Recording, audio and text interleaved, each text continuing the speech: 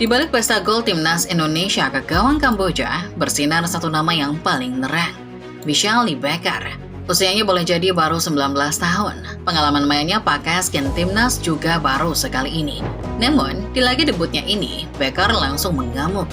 3 gol ia borong sembari mencetak rekor langka buat Indonesia. Rupanya, dengan postur tinggi menjulang, Becker ini memang punya statistik yang gila. Bahkan boleh dibilang sudah mirip Erling Haaland sejak awal. Lantas segila apa rekor Becker di laga melawan Kamboja? Apa yang membuat penyerang satu ini bisa membawa masa depan cerah buat timnas Indonesia? Mari kita bedah statistik dan data performa Michel Becker yang bakal bikin orang geleng-geleng kepala. Simak selengkapnya.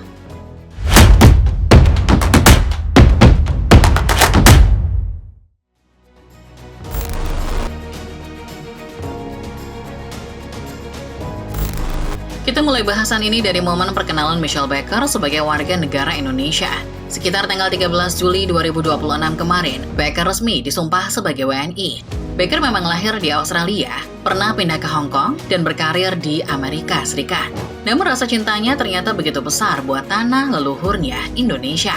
Mau bukti? Sewaktu menjalani sumpah sebagai WNI, Becker mengungkapkan rasa bahagianya ketika ditanya soal perasaannya waktu itu.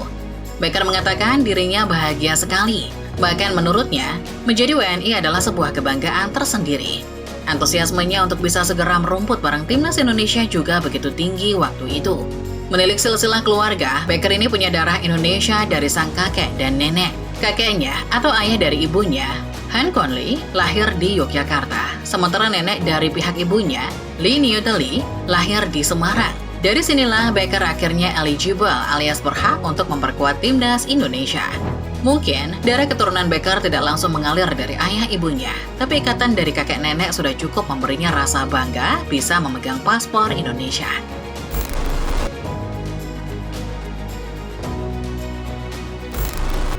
Hari yang dinanti Michel Becker akhirnya tiba. Di laga pembuka Piala AFF 2026, penyerang kelahiran 11 Desember 2006 itu mendapat kepercayaan main sejak menit awal.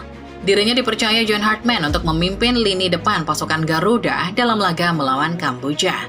Soal usia, Becker memang masih muda, tapi soal kematangan, biar statistik yang bicara. 58 menit main di atas lapangan, sepertinya tak ada kata lain yang bisa menggambarkan Becker selain sempurna. Itulah alasan mengapa SofaScore berani menaruh angka 10 di rating Becker dalam laga melawan Kamboja ini. Sebagai seorang striker, Becker mempunyai kemampuan finishing yang luar biasa. Cetak gol dari kaki oke, nyundul bola pakai kepala juga tak usah ditanya. 2 dari 3 golnya ke gawang Kamboja lahir dari kepalanya. Salah satunya bahkan berhasil membuat kiper Kamboja, Kim Hui-go, mati langkah tak berdaya.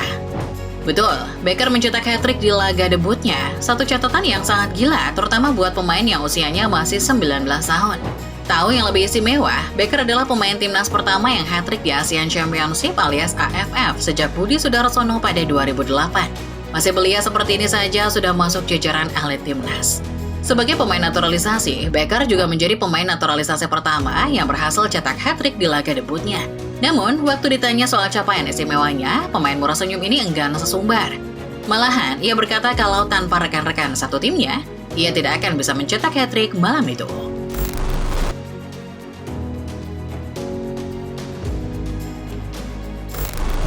Seketika setelah laga usai, lini masa media sosial dibanjiri oleh pujian pada sosok Michel Becker. Netizen sampai-sampai menjulukinya sebagai Erling Haaland versi Indonesia. Tidak, ini bukan julukan yang berlebihan. Karena secara gaya main, Becker memang mirip dengan monster asal Norwegia itu. Secara statistik juga ternyata 11-12. Becker memang tercatat belum pernah merumput di tim profesional. Namun statistiknya di liga-liga level junior begitu mengerikan. Lihat saja statistik yang dihimpun Football 360 EU ini.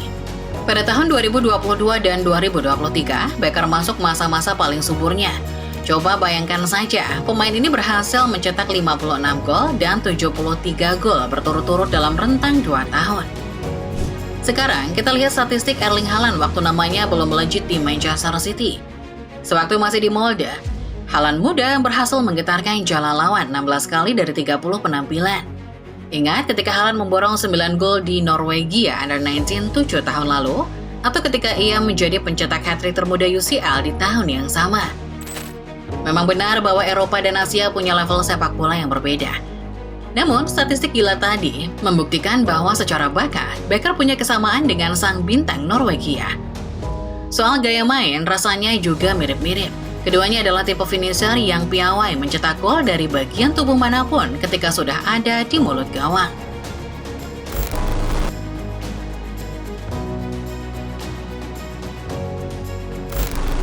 Sungguh beruntung memang timnas Indonesia bisa mendapatkan talenta seperti Michel Becker. Kita sudah tahu kalau karakter main pemuda satu ini begitu mirip dengan Erling Haaland. Seorang poacher dan target man yang piawai membobol gawang lawan. Ini artinya lini depan skuad timnas Indonesia lengkap sudah. Sebelum Becker, Indonesia sudah lebih dulu mendapatkan Ole Romani. Sempat dikira sebagai target man murni, Ole ternyata punya karakter yang jauh berbeda.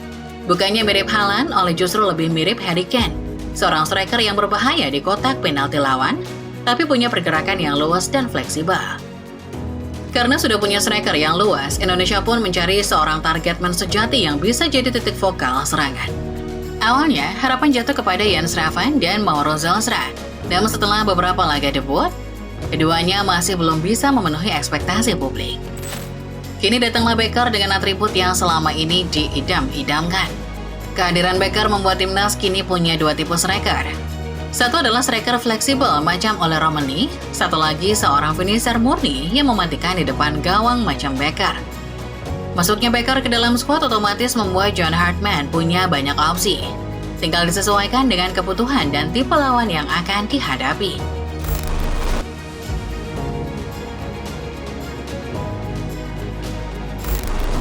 Melihat Michel Becker saja, kita sudah bisa tersenyum lebar.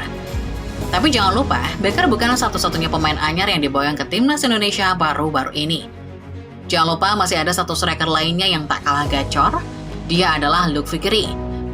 Pemain yang baru menjalani sumpah sebagai WNI 3 hari setelah Becker. Namun, berbeda dengan Becker yang punya atribut murni sebagai finisher, Vickery ini adalah pemain yang mengandalkan eksplosivitas. Kecepatan menjadi aspek yang paling menonjol dari permainannya, selain juga kemampuan fisik yang cukup dominan. Kalau Becker cuma bisa main sebagai nomor 9, Vickery ini fleksibel, bisa main di tengah maupun di sayap. Proses naturalisasi Vickery sebetulnya sudah selesai. Namun, karena tak mendapat izin dari klubnya, pemain 20 tahun ini tidak bisa memperkuat timnas Indonesia di Piala AFF 2026. Namun, ketika ia sudah tersedia, kita tahu satu hal. Masa depan timnas Indonesia akan cerah dalam beberapa tahun mendatang. Untuk penyerang yang luas dan mau naik turun, Hartman bisa memasang Ole. Untuk penyerang bertipe target man, Hartman bisa pasang Becker.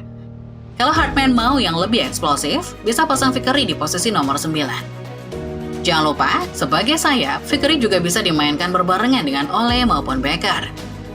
Well, ini mungkin baru laga pertama buat Michel Becker. Jalannya menjadi bintang timnas Indonesia masih sangat panjang. Namun setidaknya, dari laga pertama ini kita bisa melihat potensi luar biasa dari pemain berpostur 1,96 meter ini. Lalu bagaimana menurut kalian? Akankah di masa depan Michel Becker bakal jadi legenda buat timnas Indonesia? Tulis opini kalian di bawah ya.